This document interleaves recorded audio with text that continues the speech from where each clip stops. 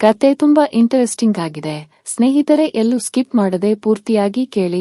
ಅದಕ್ಕೂ ಮುಂಚೆ ಒಂದು ಲೈಕ್ ಕೊಡಿ. ಮತ್ತೆ ಯಾರೆಲ್ಲ ನಮ್ಮ ಚಾನೆಲ್ ಅನ್ನು ಸಬ್ಸ್ಕ್ರೈಬ್ ಮಾಡಿಕೊಂಡಿಲ್ವೋ ಅವರೆಲ್ಲ ದಯವಿಟ್ಟು ಸಬ್ಸ್ಕ್ರೈಬ್ ಮಾಡ್ಕೊಳ್ಳಿ. ನನ್ನ ಹೆಸರು ಶ್ವೇತ, ವಯಸ್ಸು 23, ನಮ್ಮ ಮನೆ ಮಂಡ್ಯ. ನಾನು ಮೈಸೂರಿನಲ್ಲಿ ನಮ್ಮ ಅತ್ತೆ ಮನೆಯಲ್ಲಿ ಡಿಗ್ರಿ ಮುಗಿಸಿ ಮತ್ತೆ ವಾಪಸ್ ನಮ್ಮ ಊರಿಗೆ ಬಂದೆ. ನಮ್ಮ ಮನೇಲಿ ನಾನು, ಅಪ್ಪ, ಅಮ್ಮ ಮತ್ತೆ ತಮ್ಮ ಇಷ್ಟು ಜನ ಇದ್ದೆವು. ನಾನು ನಮ್ಮ ಊರಿನಲ್ಲಿ ನಮ್ಮ ಕುಟುಂಬದ ಜೊತೆ 1 ವರ್ಷ ಹಾಯಾಗಿ ಕಾಲ ಕಳೆಯುತ್ತಾ ಇದ್ದೆ. ನನಗೆ ವಯಸ್ಸು 24 ಆದ ನಂತರ ಮನೆಯಲ್ಲಿ ಹುಡುಗನನ್ನು ಹುಡುಕಲು ಶುರು ಮಾಡಿದರು. ಆದರೆ ನನಗೆ ಮದುವೆ ಆಗಲು ಇಷ್ಟವಿರಲಿಲ್ಲ. ಯಾಕಂದ್ರೆ ನಾನು ನನ್ನ ಅತ್ತೆ ಮಗನನ್ನು ಪ್ರೀತಿಸುತ್ತಿದ್ದೆ. ನಾನು ಮತ್ತೆ ಅವನು 3 ವರ್ಷದಿಂದ ಪ್ರೀತಿಸುತ್ತಿದ್ದೆವು. ನಮ್ಮ ಮನೇಲಿ ಈ ವಿಷಯವನ್ನು ಹೇಳಿದೆ. ನಮ್ಮ ಅಪ್ಪ ಅಮ್ಮ ಇಬ್ಬರು ನನಗೆ ಹೇಳಿದರು, ನೋಡು ಶ್ವೇತ, ನಿಮ್ಮತ್ತೆ ಮಗ ಇನ್ನು ಲೈಫ್ ಅಲ್ಲಿ ಸೆಟಲ್ ಆಗಿಲ್ಲ. ಅವನು ಯಾವ ಕೆಲಸಕ್ಕೂ ಕೂಡ ಹೋಗುತ್ತಿಲ್ಲ. ಇನ್ನು ಮನೇಲೇ ಕುಳಿತಿದ್ದಾನೆ. ಅವನಿಗೆ ನಿನ್ನನ್ನು ಕೊಟ್ಟು ಮದುವೆ ಮಾಡಲು ನಮಗೆ ಇಷ್ಟ ಇಲ್ಲ.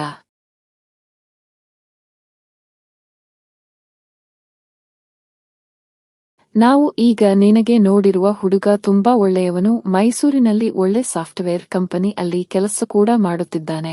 ಹುಡುಗನ ಅಪ್ಪ ಅಮ್ಮ ಚಾಮರಾಜನಗರದಲ್ಲಿ ಇದ್ದರೆ, ಹುಡುಗ ಮೈಸೂರಲ್ಲಿ ಸ್ವಂತ ಮನೆ ಕೂಡ ಮಾಡ್ಕೊಂಡಿದ್ದಾನೆ. ನೀನು ಈ ಹುಡುಗನನ್ನು ಮದುವೆ ಲೈಫ್ ಅಲ್ಲಿ ತುಂಬಾ ಚೆನ್ನಾಗಿರ್ತೀಯ ಮಗಳೇ, ದಯವಿಟ್ಟು ಈ ಮದುವೆಗೆ ಒಪ್ಪಿಕೊ ಅಂದರು. ನಾನು ಹೇಳಿದೆ, ಅಪ್ಪ ಅಮ್ಮ ದಯವಿಟ್ಟು ನನ್ನ ಕೇಳಿ. ನಾನು ಪ್ರೀತಿಸಿರುವ ಹುಡುಗ ಕೂಡ ನಾಳೆ ಕೆಲಸಕ್ಕೆ ಹೋಗುತ್ತಾನೆ. ನನ್ನನ್ನು ಚೆನ್ನಾಗಿ ನೋಡ್ಕೋತಾನೆ ಅಮ್ಮ ಅಂದೆ. ಅದಕ್ಕೆ ಅವರು ಹೇಳಿದರು, ನಿನಗೆ ಒಂದು ಸಲಿ ಹೇಳಿದ್ರೆ ಅರ್ಥ ಆಗೋದಿಲ್ಲ ಅಲ್ವಾ? ನೋಡು, ನಿನಗೆ ನಾವು ಬೇಕು ಅಂದ್ರೆ ನಾವು ತೋರಿಸೋ ಹುಡುಗನನ್ನು ಮದುವೆ ಆಗು, ಇಲ್ಲ ಅಂದ್ರೆ ನಿನ್ನ ಇಷ್ಟ ಅಂದ್ರು. ನನಗೆ ಅಪ್ಪ ಅಮ್ಮನಿಗೆ ನೋವು ಕೊಡೋದು ಇಷ್ಟವಿರಲಿಲ್ಲ. ಹಾಗಾಗಿ ನಾನು ಮದುವೆಗೆ ಒಪ್ಪಿಕೊಂಡೆ. ಕೊನೆಗೂ ನನ್ನ ಮದುವೆ ನನಗೆ ಇಷ್ಟ ಇಲ್ಲದವರ ಜೊತೆ ನಡೆದೇ ಹೋಯಿತು. ನಂತರ ನಾನು ನನ್ನ ಗಂಡನ ಮನೆಗೆ ಪಾದಾರ್ಪಣೆ ಮಾಡಿದೆ. ನನ್ನ ಗಂಡ ತುಂಬಾ ಒಳ್ಳೆಯವರಾಗಿದ್ದರು. ನನ್ನ ಅತ್ತೆ ಮಾವ ಕೂಡ ಒಳ್ಳೆಯವರಾಗಿದ್ದರು.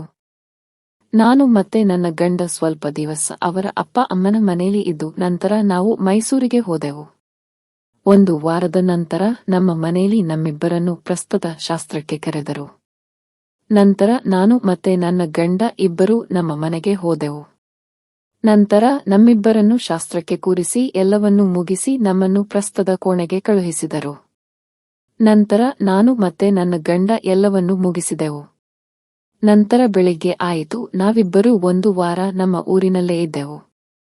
ನನ್ನ ಗಂಡನ ಆಫೀಸಲ್ಲಿ ಅವರಿಗೆ ಕೊಟ್ಟ ರಜಾ ಮುಗಿದಿತ್ತು. ಈಗ ನಾವು ಮೈಸೂರಿಗೆ ಹೋಗಬೇಕಿತ್ತು. ಹಾಗಾಗಿ ಮನೆಯಲ್ಲಿ ಎಲ್ಲರಿಗೂ ಹೇಳಿ ಮತ್ತೆ ನಮ್ಮ ಊರಿಗೆ ಹೊರಟೆವು.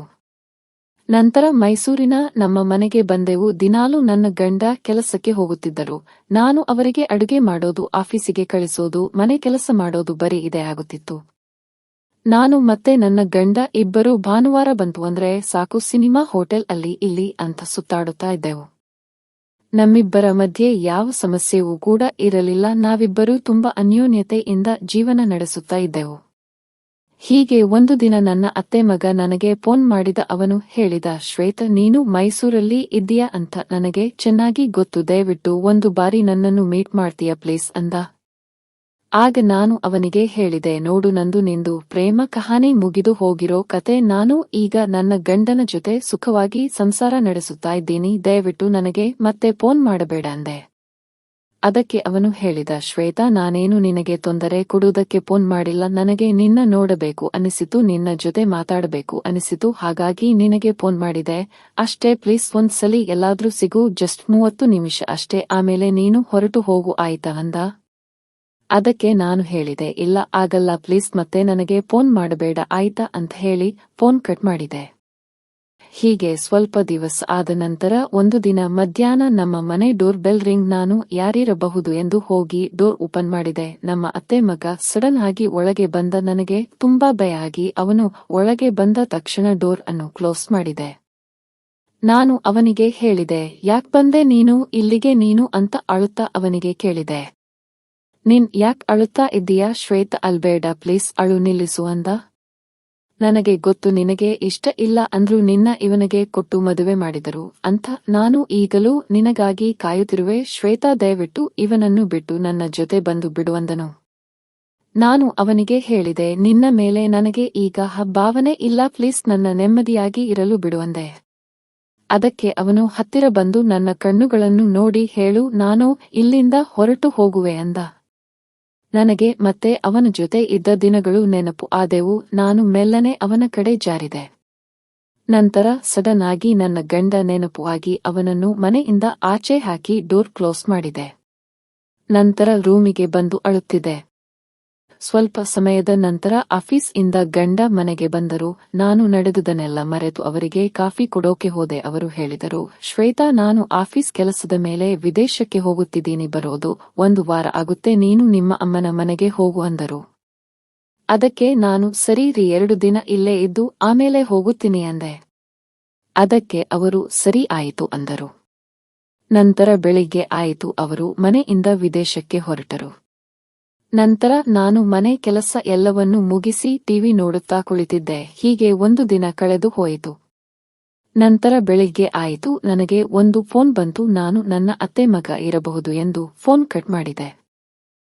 ಸ್ವಲ್ಪ ಸಮಯದ ನಂತರ ಅದೇ ನಂಬರ್ ಇಂದ ಒಂದು ಮೆಸೇಜ್ ಬಂತು. ನಿಮ್ಮ ಗಂಡ ಯಾವ ವಿದೇಶಕ್ಕೂ ಹೋಗಿಲ್ಲ, ಅವರು ಇದೇ ಊರಲ್ಲಿ ಇದ್ದಾರೆ ಎಂದು. ನಾನು ನಂಬರ್ಗೆ ಕಾಲ್ ಮಾಡಿದೆ.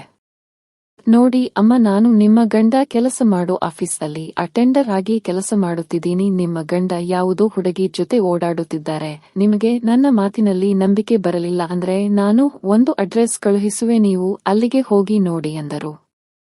ನಂತರ ಅಡ್ರೆಸ್ ಬಂತು. ನಾನು ಅಡ್ರೆಸ್ ಹುಡುಕಿಕೊಂಡು ಹೋದೆ. ಅದು ಯಾವುದೋ ಒಂದು ಮನೆಯಾಗಿತ್ತು. ನಾನು ಡೋರ್ ಬೇಲ್ ಮಾಡೋಣ ಅಂತ ಹೋದೆ, ಆದರೆ ಬೇಡ ಅನಿಸಿ ಎಲ್ಲಾದ್ರೂ ಕಿಟಕಿ ಇದೆಯಾ ಅಂತ ಹುಡುಕಿದೆ. ನಂತರ ಮನೆ ಹಿಂದೆ ಒಂದು ಕಿಟಕಿ ಓಪನ್ ಆಗಿತ್ತು. ನಾನು ಇಣುಕಿ ನೋಡಿದೆ. ನನ್ನ ಕಣ್ಣಲ್ಲಿ ನೀರು ಬರಲು ಸ್ಟಾರ್ಟ್ ಆಯಿತು. ಯಾಕೆ ಅಂದ್ರೆ ನನ್ನ ಗಂಡ ಯಾರದ್ದೋ ಹೊಲದಲ್ಲಿ ಆಟ ಆಡುತ್ತಿದ್ದನು. ನಾನು ಅಲ್ಲಿಂದ ಅಳುತ್ತಾ ನಮ್ಮ ಊರಿಗೆ ಹೋದೆ. ಮನೆಯಲ್ಲಿ ಈ ವಿಷಯವನ್ನೆಲ್ಲ ಹೇಳಿದೆ. ಅವರು ನನ್ನ ಗಂಡನನ್ನು ಮನೆಗೆ ಕರೆದರು. ನಂತರ ಅವರಿಗೆ ಹೇಳಿದರು, ನೋಡಿ, ನೀವು ತಪ್ಪು ಮಾಡಿದಿರಾ ಅಂದ್ರು. ಅದಕ್ಕೆ ನನ್ನ ಗಂಡ ಹೇಳಿದರು, ನಾನು ಯಾರಿಗೂ ಮೋಸ ಮಾಡಿಲ್ಲ, ಆದರೆ ನನ್ನ ಮನೆಯವರೇ ನನಗೆ ಮೋಸ ಮಾಡಿದರು. ನಾನು ಮತ್ತೆ ನನ್ನ ಅತ್ತೆ ಮಗಳು ತುಂಬಾ ವರ್ಷಗಳಿಂದ ಪ್ರೀತಿಸುತ್ತಾ ಇದ್ದೆವು, ಆದರೆ ಅದನ್ನು ನಮ್ಮ ಮನೆಯಲ್ಲಿ ಒಪ್ಪದೆ ಬಲವಂತವಾಗಿ ನನಗೆ ನಿಮ್ಮ ಮಗಳ ಜೊತೆ ಮದುವೆ ಮಾಡಿದರು.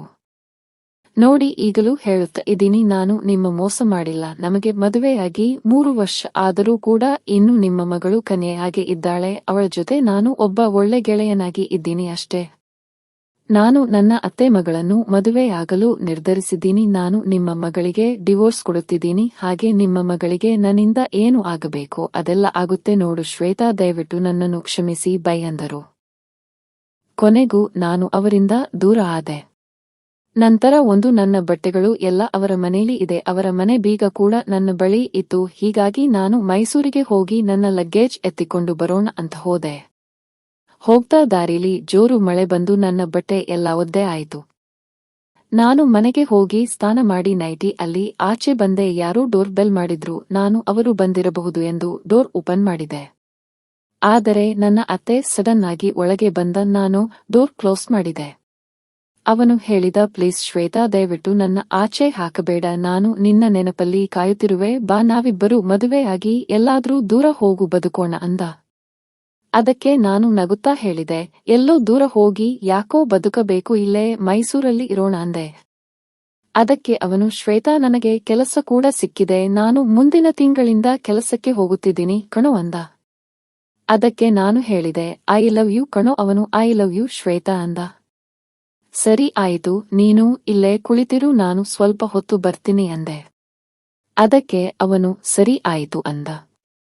ಸ್ವಲ್ಪ ಸಮಯ ಆದಮೇಲೆ ನಾನು ಅವನ ಬಳಿ ಬಂದೆ. ಅವನಿಗೆ ಕೇಳಿದೆ, ಊಟ ಮಾಡುತ್ತೀಯಾ, ತಗೊಂಡು ಬರ್ತೀನಿ ಇರು ಅಂತ ಹೋಗುತ್ತಿದೆ. ಅವನು ನನ್ನ ಕೈ ಹಿಡಿದು ಎಳೆದ. ನಾನು ಅವನ ಪಕ್ಕದಲ್ಲಿ ಕುಳಿತು ಅವನನ್ನು ಕೇಳಿದೆ, ಏನು ಅಂದೆ. ಆಗ ಅವನು ಹೇಳಿದ, ನೀನು ಸ್ವಲ್ಪ ಸಮಯ ಅಂತ ಹೋದಾಗ ನಾನು ಎಲ್ಲವನ್ನೂ ನೋಡಿದೆ ಶ್ವೇತಾ ಅಂದ. ನೀನು ಅಪ್ಪಣೆ ಕೊಟ್ಟರೆ ನಾನು ನಿನ್ನ ಹೊಲದಲ್ಲಿ ಬಿತ್ತನೆ ಮಾಡುತ್ತೀನಿ ಅಂದ. ನೀನು ಎಲ್ಲ ನೋಡಿದೆ ಎಂದು ನನಗೆ ಗೊತ್ತು. ನಾಳೆ ನಮ್ಮಿಬ್ಬರ ಮದುವೆ ಆಯ್ತಾ ಅಂದೆ. ಸರಿ ಆಯಿತು ಅಂದ. ನಂತರ ನಾವಿಬ್ಬರೂ ಮದುವೆ ಆಗಿ ನಮ್ಮ ಮನೆಗೆ ಹೋದೆವು. ನಮ್ಮ ಮನೆಯವರು ಕೂಡ ನಮ್ಮನ್ನು ಒಪ್ಪಿಕೊಂಡರು.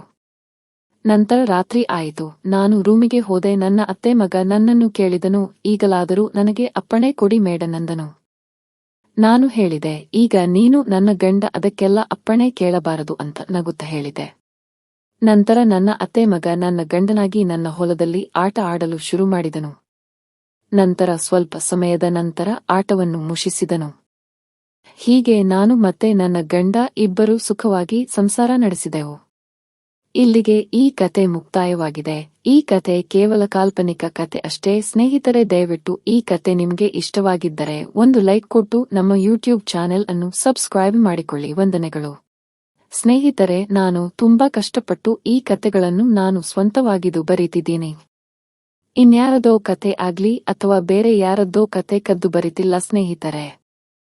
ನಾನು ನಿಮ್ಮಲ್ಲಿ ಬೇರೆ ಏನೂ ಕೇಳುವುದಿಲ್ಲ. ದಯವಿಟ್ಟು ನಮ್ಮ ಯೂಟ್ಯೂಬ್ ಚಾನೆಲ್ ಅನ್ನು ಸಬ್ಸ್ಕ್ರೈಬ್ ಮಾಡಿಕೊಳ್ಳಿ. ನಮ್ಮನ್ನು ಪ್ರೋತ್ಸಾಹಿಸಿ. ವಂದನೆಗಳು.